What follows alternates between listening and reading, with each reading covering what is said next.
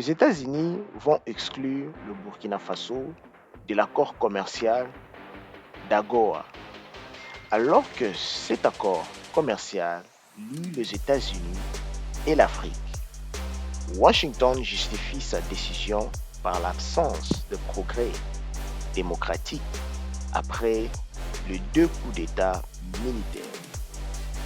Après l'Éthiopie, le Mali, la Guinée, en 2021, le président des États-Unis, Joe Biden, a annoncé dans une lettre sa volonté de suspendre les avantages commerciaux octroyés à Ouagadougou dans le cadre de l'African Growth and Opportunity Act, AGOA, qui compte 39 pays africains. Les exportations du Burkina Faso vers les États-Unis sont affectées par la décision de Joe Biden.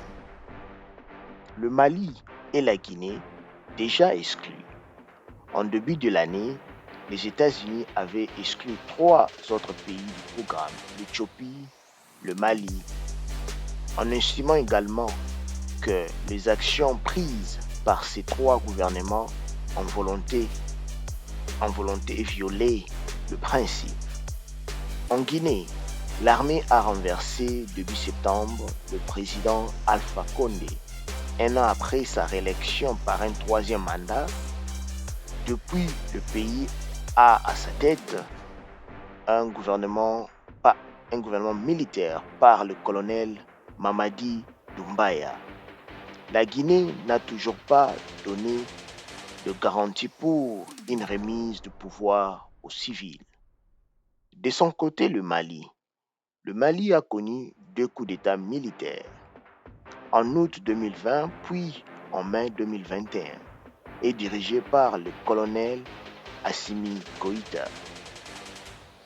En 2020, les 3 principaux bénéficiaires du dispositif d'AGOA étaient l'Afrique du Sud, le Nigeria et le Kenya, avec respectivement 1 113 et 315 millions de dollars d'exportation vers les États-Unis.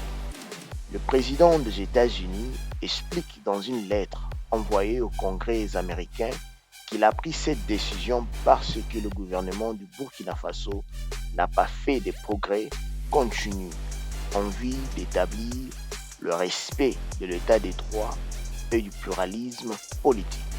Or, ces conditions poursuit Joe Biden un mois après le dernier coup d'État militaire du 30 septembre au Burkina Faso, sont nécessaires dans le cadre du programme d'AGOA. L'exclusion du pays ouest africain qui a connu 2 coups d'État militaires depuis le début de l'année sera effective au 1er janvier prochain, précise le courrier de Joe Biden. Confronté de plus 2015 à des attaques djihadistes de plus en plus fréquentes qui ont fait de milliers de morts et contraint quelques millions de personnes à fuir leur foyer, le Burkina Faso a été secoué par le coup d'État militaire depuis le début de l'année.